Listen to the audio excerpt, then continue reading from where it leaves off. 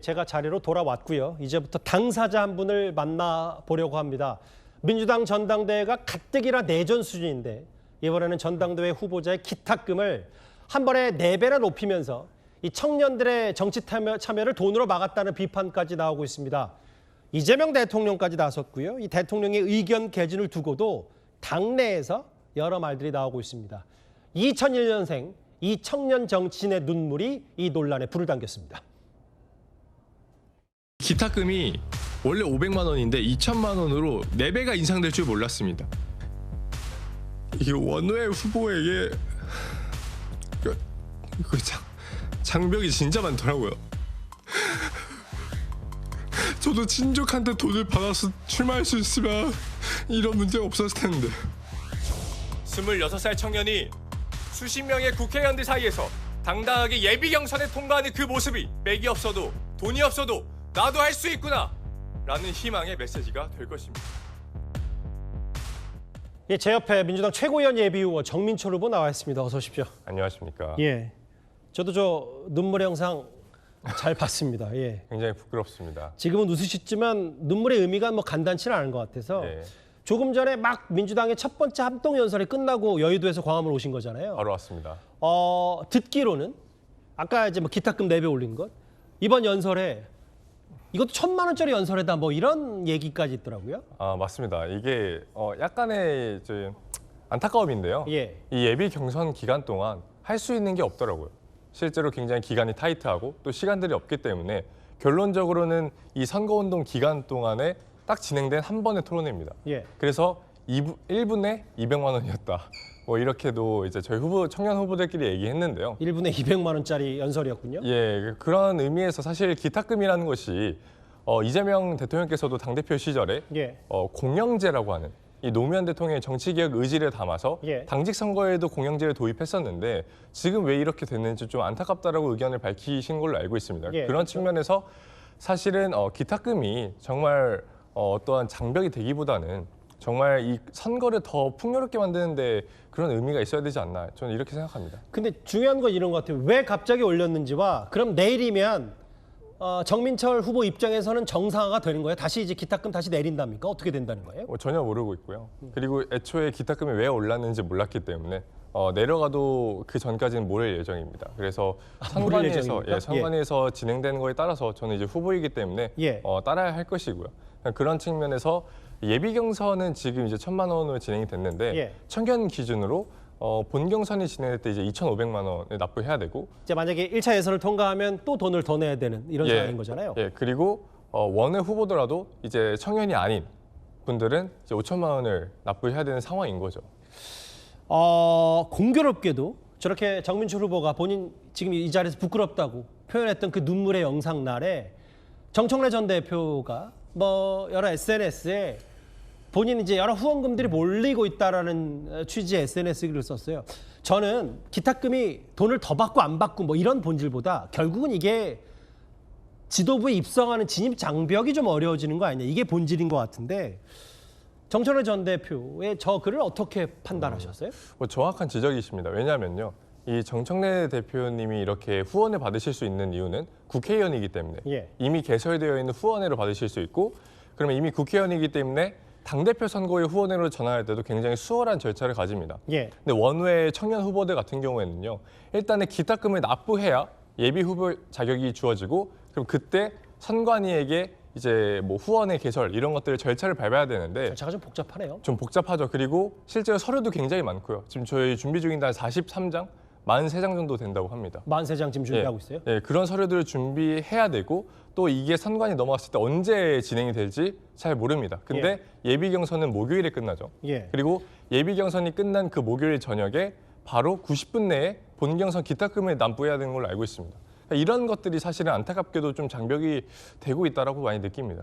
돈보다는 더 절차가 더 복잡해 보여서 듣기에 따라서는 그러면 이렇게 뭐 2001년생이든 뭐 몇 년생이든 예. 원내든 지도부에 진입하는 게 불공정하고 이게 민주당의 혹시 기득권의 문제 아니냐 뭐 이게 본질이라는 의견들도 많아서 그러면 왜 이렇게 청년들이 쉽게 정치 집권 여당 지도부에 진입하지 못하게 한다고 보세요? 본질은 뭐라고 보세요? 뭐 저는 정말 모르겠습니다만 뭐 이재명 당대표 시절에 민주당이 이렇지 않았거든요. 그런 측면에서 이번에 뭐 선관위라든지 전준위에서 어떤 논의 절차가 있었는지 또 최고위에서 왜 이렇게 진행이 됐는지 뭐 잘 모르겠습니다만 많은 당원분들이 추측하시기로는 뭐 어떠한 이제 이번 전당대회 장벽을 만들려고 했던 것 아니냐. 예. 그런 측면에서 사실은 민주당이 정말 대대적으로 변화하고 또 당원분들이 이에 대해서 열심히 성원하시고 응원하고 계신 이 흐름에 대해서 좀 어떠한 뭐 의견이 있는 것 아닌가 싶은데요.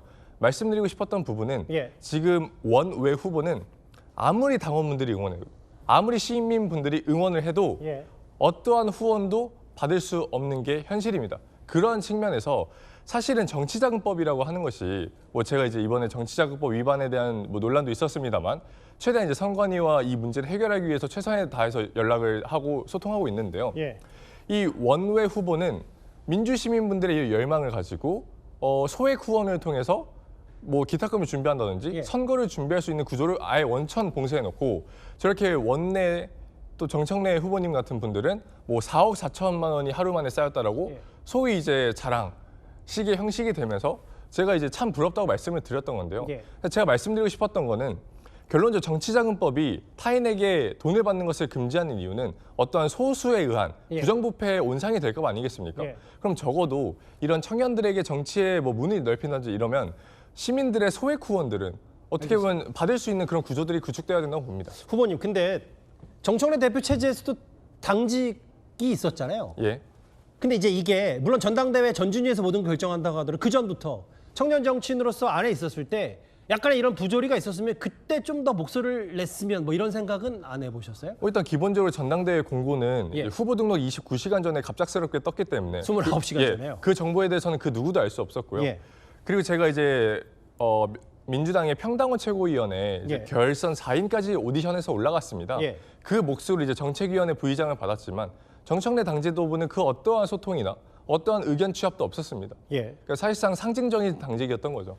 아, 당직은 있었는데 네. 당 대표와 뭐 직접적인 소통은 물론 간접적으로 쉽지 않았다 이 말씀이시죠? 그러니까 그런 것들이 지금 민주당 의원분들도 말씀하시는 이 정청래식 리더십의 한계 아니냐라고 보고 있는 건데요.